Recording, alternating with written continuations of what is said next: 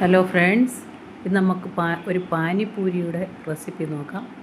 പാനിപ്പൂരിക്ക് വേണ്ടത് മസാല തയ്യാറാക്കാം. മസാലയ്ക്ക് വേണ്ടത് പുഴുങ്ങിയ ഉരുളൻകിഴങ്ങ്, വേവിച്ചെടുത്ത കടല, പിന്നെ ഒണിയൻ കൊത്തിപ്പൊടിച്ച് അരിഞ്ഞത്, ഇതൊക്കെയാണ് സാധനങ്ങൾ വേണ്ടത്.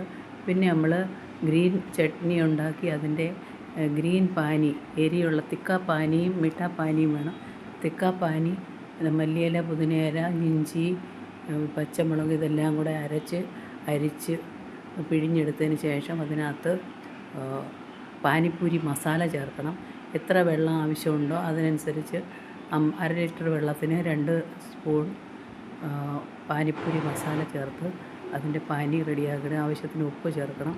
പിന്നെ നമുക്ക് 1/2 ലിറ്റർ വെള്ളവും ചേർത്ത് പിന്നെ നമുക്ക് മീഠാ പാനി ഉണ്ടാക്കാനായിട്ട് നമ്മൾ കുറച്ച് പുളി പിഴിഞ്ഞെടുത്തതിന് ശേഷം അതിനൂടെ കുറച്ച് ശർക്കരയും കൂടെ ചേർത്ത് അടപ്പ് വെച്ച് തിളപ്പിച്ച് അതിനെ അരിച്ചെടുക്കണം. അതിന് ശേഷം അതിനകത്തും കുറച്ച് തണുത്ത വെള്ളം ചേർത്ത് തണുപ്പിച്ചതിന് ശേഷം ചാട്ട് മസാലയല്ല,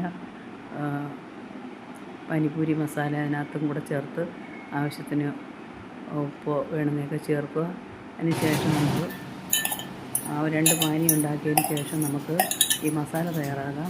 നമ്മളെടുത്ത് വെച്ച പൊട്ടറ്റോയും നമ്മുടെ കടലയും ഉള്ളിയും എടുത്തതിന് ശേഷം നമ്മൾ ചാട്ട് മസാലയാണ് മെയിനായിട്ട് ഇതിനകത്ത് ചേർക്കുന്നത്. ചാട്ട് മസാല നമുക്ക് കടയിൽ മേടിക്കാൻ കിട്ടും.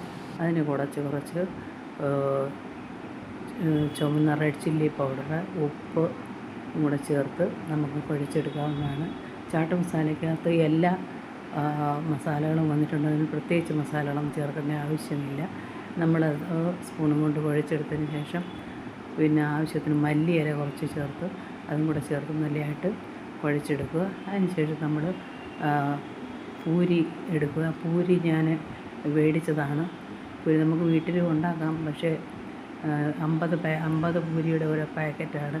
ഓരോ പൂരിയും എടുത്ത് അതിൻ്റെ ഒരു ഭാഗം പൊട്ടിച്ചതിന് ശേഷം നമ്മൾ ഈ മസാല നിറച്ച് ഓരോ പൂരിയും ഈ വെള്ളത്തിനകത്ത് മുക്കി ഓരോ മീഠാ പാനിയോ കറാപ്പാനിയോ ഏതാ വേണ്ടതെന്ന് വെച്ചാൽ അതിനകത്ത് മുക്കി നമുക്ക് കഴിക്കാവുന്നതാണ്. ഇതാണ് പാനിപ്പൂരി മസാല.